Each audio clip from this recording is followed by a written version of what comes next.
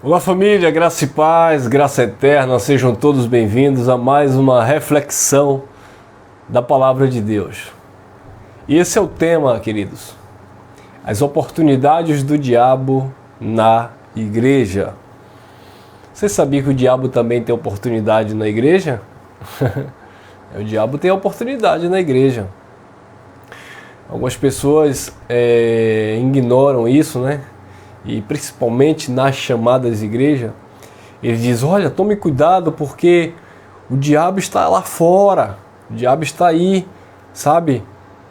De olho em você, você que saiu da igreja, você que é desigrejado, você que não está debaixo da cobertura pastoral, cuidado para o diabo não lhe pegar, você que abandonou a fé, você que abandonou Deus, cuidado com o diabo. E muitas vezes o diabo está com oportunidade na igreja.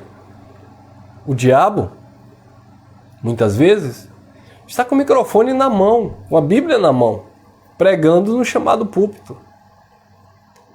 Mas quem deu essa oportunidade ao diabo? Quem convidou o pregador da noite? Quem convidou o diabo? Quem deu oportunidade a esse diabo para falar para o povo de Deus? É o próprio Jesus. Você sabia disso?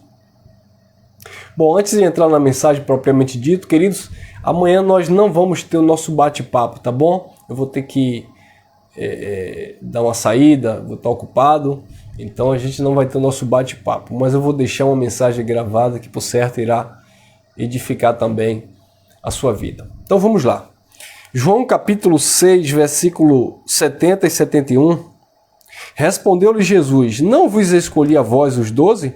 Um de vós é um diabo. Que a palavra diabo aqui é um adjetivo, né? Está falando de alguém que era contra, era um opositor, um caluniador, sabe? Alguém que estava ali, mas não estava sintonizado, não estava no mesmo espírito, por assim dizer. Era alguém que estava ali se opondo. Então, era alguém que teve a oportunidade de estar entre os discípulos, com os discípulos, estar com Jesus, comendo o pãozinho que Jesus molhou e colocou na boca. Então, o próprio Jesus deu oportunidade a ele. Jesus foi quem convidou, quem escolheu um diabo, um opositor, para estar ali com a oportunidade, por assim dizer, na igreja ou entre os judeus. Então, aos olhos humanos, Judas não era um inimigo. Aos olhos de Pedro, Tiago e João, Judas era mais um que estava ali para somar, para edificar. Quando aquela mulher veio, quebrou o vaso de puro nardo, derramou nos pés de Jesus, e ela chorava e com seus cabelos ela enxugava os pés de Jesus, Judas logo pensou: para que tanto desperdício? Poderíamos vender isso aí por 300 denários. E Jesus sondou a mente de Judas. E Judas disse: poderíamos ajudar os pobres, mas Jesus sabia que Judas não queria ajudar ninguém. Judas falou aquilo, pensou aquilo, por quê? Porque Judas tinha ali o lugar que colocava as ofertas e ele metia a mão, ele roubava ali as ofertas. Por que ele roubava ali as ofertas?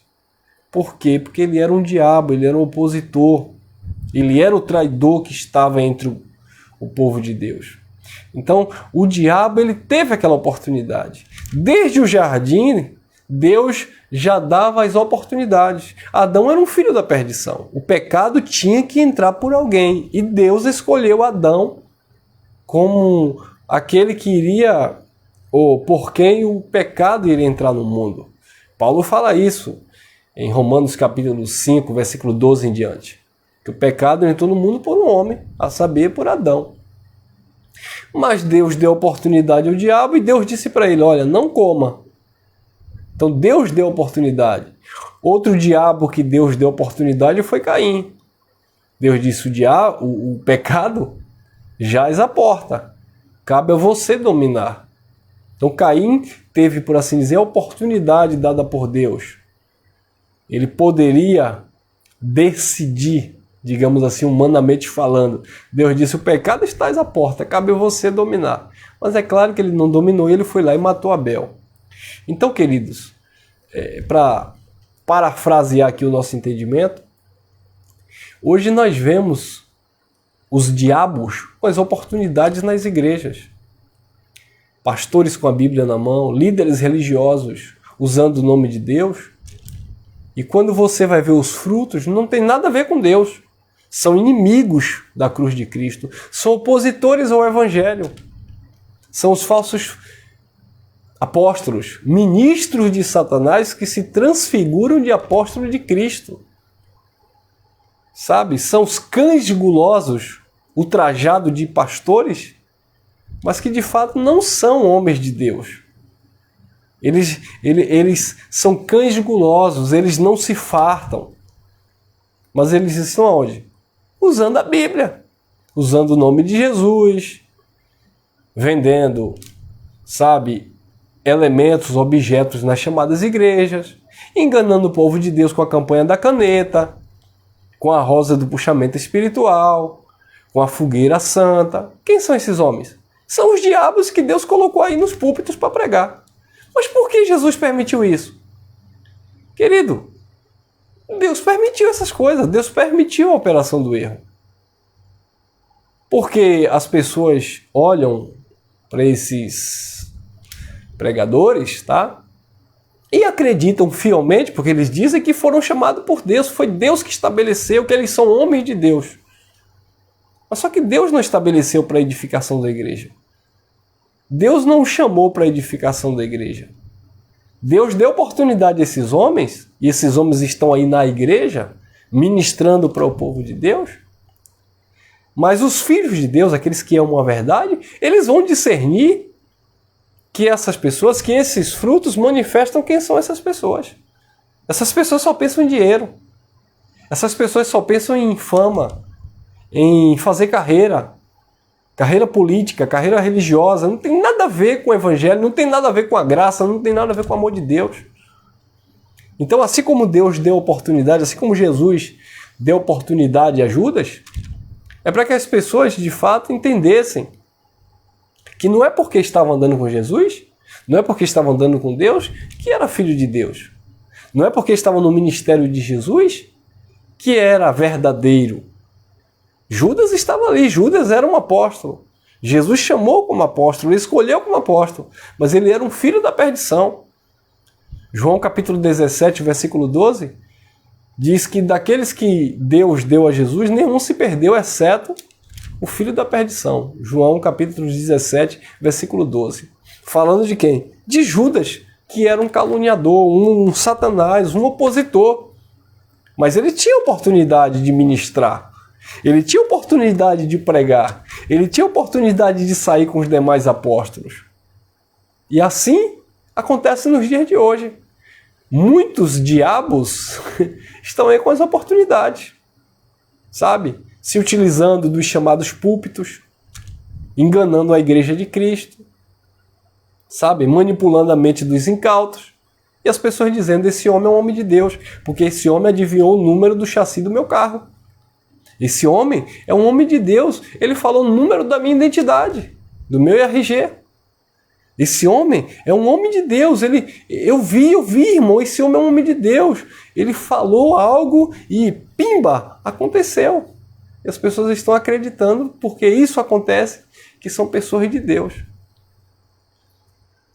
Isso é o diabo, as oportunidades na igreja. Quem são os diabos, irmão Elcio, com a oportunidade na igreja? Aqueles que estão aí manipulando a sua mente, ou a mente de muitas pessoas, pedindo sacrifício, dizendo que é para Deus, e quando não é.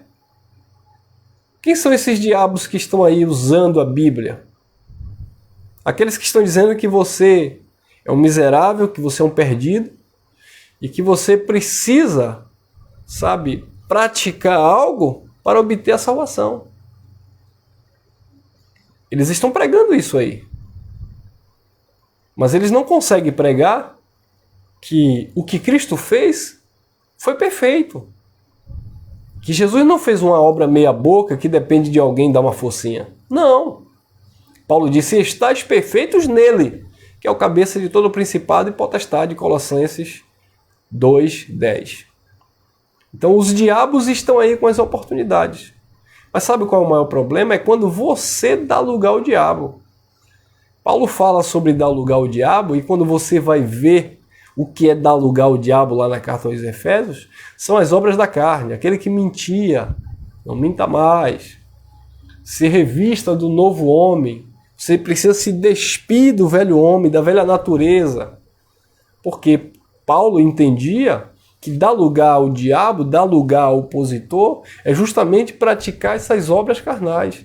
E o que é que as pessoas estão fazendo dentro das chamadas religiões? Praticando obras da carne, não obras da carne no sentido de estar lá bebendo, fumando, se prostituindo, não apenas nesse sentido, ou nesse sentido, mas praticando obras da carne religiosamente falando, sabe? Pagando as suas indulgências, fazendo suas oferendas, sabe?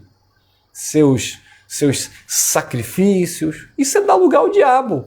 Não dê lugar ao diabo. As pessoas estão dando lugar ao diabo, não se sujeitando ao evangelho e acreditando que para se achegar a Deus é por meio da religiosidade. Como eles disseram para Jesus, por que os teus discípulos comem sem lavar as mãos? Por que os seus discípulos não se sujeitam às tradições dos nossos pais? Aí Jesus disse, vocês anulam o mandamento de Deus por causa das tradições dos vossos pais. Então isso é dar lugar ao diabo. É quando as pessoas não se sujeitam ao evangelho e vivem praticando a religiosidade, acreditando que é aquilo ali que vai fazer com que você venha agradar a Deus. Quer agradar a Deus? Viva uma vida tranquila, seja uma pessoa justa, pratique o bem, sabe? Seja uma pessoa que respeite as outras pessoas, sabe? Viva uma vida no temor de Deus. Isso é praticar o evangelho, sabe? É amar o próximo, amar a Deus acima de todas as coisas. É entender essas questões. Mas as pessoas estão dando lugar ao diabo, porque o diabo está com oportunidade nas igrejas. Porque eu sou homem de Deus, porque eu sou profeta, eu tenho uma palavra de Deus para a sua vida, e as pessoas estão se sujeitando aos homens, se sujeitando a essas mensagens soltas, vazias, mas não estão se sujeitando ao evangelho da graça de Deus. Lamentavelmente. Tá bom, abençoados? Essa é só uma reflexão para a gente compreender que o diabo está com as oportunidades aí na igreja, nas chamadas igrejas. Eles estão aí com a Bíblia aberta, falando de Deus. E Deus permite isso. Deus permite essa operação do erro porque as pessoas não amam a verdade. Sabe? A verdade do evangelho é desprezada para muitas pessoas. É desprezada na vida das pessoas. Porque as pessoas gostam disso, de misticismo, de ocultismo, sabe? Ah, porque eu não senti um arrepio aqui, então eu acho que não é Deus falando através da vida desse irmão. Por quê? Porque as pessoas gostam de quê? Dessas coisas, desses mitos. E é aí que entra o diabo, os enganadores, que usam da palavra de Deus deturpadamente, persuadindo e iludindo a mente dessas pessoas. Havia um homem chamado Simeão, lá em Samaria, que ele com artes mágicas enganava muitos. E por muito tempo ele vinha iludindo aquelas pessoas. Do maior ao menor, todos lhe submetia. Todos estavam sujeitos àquele engano. Por quê? Porque ele já vinha cauterizando a mente daquelas pessoas. E aí quando Pedro chegou naquele lugar e ele viu que a mensagem de Pedro, a pregação de Pedro, o Espírito Santo enchia aquelas pessoas, ele foi oferecer dinheiro a Pedro, para que Pedro também desse aquele poder para que ele saísse tocando a mão na cabeça das pessoas e as pessoas sendo cheias do Espírito Santo. Pedro disse, vai você e o seu dinheiro para a perdição. Você não tem parte nesta palavra. Você não recebe esta palavra. Você é um opositor a esta palavra. Você está com o coração amargurado. A sua mente está perturbada. Você é um enganador. Paulo também, em Atos 13, quando ele foi pregando o evangelho, havia um homem chamado o procônsul Sérgio Paulo começou a receber a palavra da graça através de Paulo. E aí o falso mágico chamado Bar Jesus, ele interferiu, sabe? Por quê? Porque ele estava persuadindo o procônsul para que o procônsul não recebesse aquela palavra. E aí Paulo disse: a mão de Deus está sobre ti, filho do diabo. E aquele homem ficou cego. Na hora ele saiu sendo conduzido pelos homens. Porque são pessoas que atrapalham, sabe, o conhecimento chegar à mente dos filhos de Deus. Paulo também fala: eu queria ter convosco, mas Satanás me impediu. E quem era Satanás? Paulo vai dizer lá no contexto, na carta aos Tessalonicenses. Foram aqueles que mataram os profetas, mataram Jesus e estavam impedindo Paulo de levar a mensagem aos gentios. Então, esses diabos, eles estão aí com as oportunidades. Quando eles ouvem uma mensagem como essa, eles dizem assim: quem são esses desigrejados? Quem são esses mentirosos que estão aí enganando o povo de Deus? Eu recebi aqui um vídeo no WhatsApp e eu dei risada de um pregador aí famoso, sabe? Um pregador que fala grosso, pregador que tem a sua voz, sabe? Que manipula até com a sua voz, seu jeito de falar. E ele disse que Deus ia apertar, que Deus vai matar muita gente, porque as pessoas estão brincando com as línguas estranhas, porque as pessoas estão imitando falar línguas estranhas. Então quem são essas pessoas? São opositores. Por quê? Porque essas línguas estranhas não têm nada a ver com Deus. Mas esses diabos estão aí nos púlpitos pregando essas heresias. E quando eles percebem que as pessoas estão fazendo chacota, brincando com isso, porque isso não tem nada a ver com Deus, eles começam a persuadir, a manipular a mente do povo de Deus para que o povo de Deus venha a ter medo de desmascarar esse sistema enganador, corrupto. Então, por certo, eles não querem perder isso, eles querem manter isso, né? Então eles preferem dizer que Deus vai matar, que Deus vai fazer, porque supostamente as pessoas estão zombando de Deus. E não estão zombando de Deus, estão zombando deles. Sabe, abençoado? Porque essas línguas aí estranhas aí não tem nada a ver com língua de anjo, não tem nada a ver com Deus, tem a ver com língua religiosa. E eles estão com medo porque as pessoas estão descobrindo a verdade e eles estão sendo desmascarados. Mas, todavia, entretanto, são esses opositores que estão aí com essas mensagens que Deus permite. Não estou dizendo com isso que eles são filhos da perdição, propriamente dito, tá, abençoado? Não me distorça aqui a minha palavra. Muitos são filhos de Deus, mas que têm uma mensagem totalmente deturpada, sabe, para manipular e escravizar a mente do povo de Deus, tá bom? Ficamos por aqui. Graça e paz, graça eterna.